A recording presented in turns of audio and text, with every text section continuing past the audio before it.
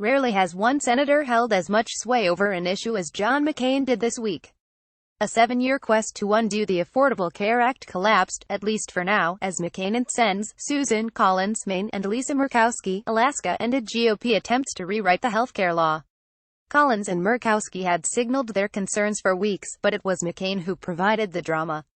Seemingly aware of his place in history and his total control over the political moment, the senator from Arizona stood against his party again with the hope of returning the U.S. Senate to past norms. Not since Sen. Bob Kerrey, DNAB, publicly toiled over whether to support President Bill Clinton's 1993 budget agreement had one senator held Washington in such suspense.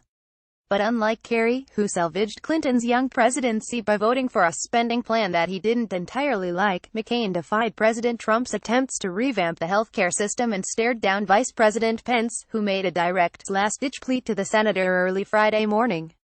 "I encourage my colleagues on both sides of the aisle to trust each other, stop the political gamesmanship and put the healthcare needs of the American people first," McCain said Friday. "We can do this," Sen. John McCain, RREs, speaks to reporters Thursday on Capitol Hill. Cliff Owen, AP. The week began with news that McCain would return to Washington, just days after announcing that he had been diagnosed with glioblastoma, a particularly aggressive brain tumor. Bruised over his left eye and appearing pale, McCain jetted back to Capitol Hill on Tuesday in the midst of a vote to determine whether healthcare legislation would survive. He walked into the Senate chamber to a standing ovation and voted with GOP senators to formally launch debate on the bill. But afterward, McCain stood to speak as all of his colleagues watched, a rarity in the modern Senate. He then tore into Senate Majority Leader Mitch McConnell, of Kentucky, and the fractured nature of the Senate. "We've been spinning our wheels on too many important issues because we keep trying to find a way to win without help from across the aisle," McCain said.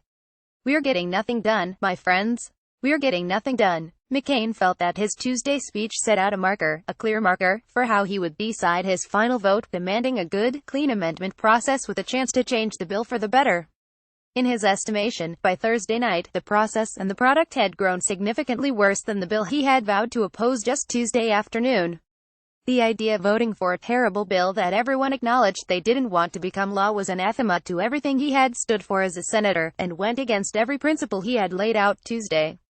As they began Thursday morning, GOP leaders believed that they could count on McCain's vote to approve the skinny repeal, which would have repealed the ACA's individual mandate and rolled back a tax on medical devices. But by lunchtime, McCain popped into the front rooms of McConnell's office suites on the second floor of the Capitol to deliver a new message to Sen. John Cornyn, R-Tex, the majority whip in charge of counting votes. McCain warned Cornyn, "Don't count me as a yes." He had switched his position, at least in the minds of McConnell's leadership team, according to senior GOP aides. Throughout the day, McConnell's leadership team heard back and forth about the 80-year-old's plans, one minute believing he